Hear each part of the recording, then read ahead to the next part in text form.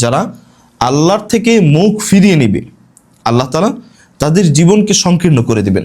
এর মানে এই না যে আল্লাহ তাআলা তাকে দুনিয়ার কোনো নেয়ামতই দিবেন না। মানে যারা মুমিন তাদেরকে আল্লাহ তাআলা দুনিয়ার নাজ নেয়ামত দিয়ে ভরপুর করে দিবেন, আর যারা মুমিন না তাদেরকে দুনিয়ার কিছুই দিবেন না। বিষয়টা এরকম না।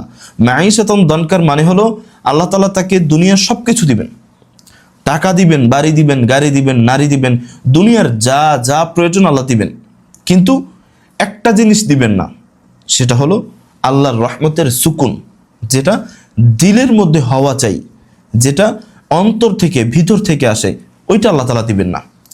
ওই দিক থেকে আল্লাহ সংকীর্ণ করে দিবেন। তখন দেখা যাবে কোটি টাকার গাড়িতে বসেও সে অশান্তিতে, কোটি টাকার বাড়িতে বসেও অশান্তিতে, সুন্দরী নারী নিয়েও অশান্তিতে। সেই নারী তার জন্য অশান্তির কারণ হবে, বাড়ি গাড়ি টাকা পয়সা এগুলো তার অশান্তির কারণ হবে, অথচ সে এগুলো সুখের জন্য কামনা করেছিল। তার জীবনকে সংকীর্ণ করে দিবেন। কিয়ামতের দিন বা হাসরের ময়দানে, কবরের জগতে আল্লাহ তার রহমতকে তার থেকে উঠিয়ে নেবেন, এবং তার অবস্থাটা হবে এরকম যে তার জীবনটা এতই সংকীর্ণ হবে, সে যেদিকেই যাবে কোনো অনুগ্রহ পাবে না, কোনো সাহায্যকারী পাবে না।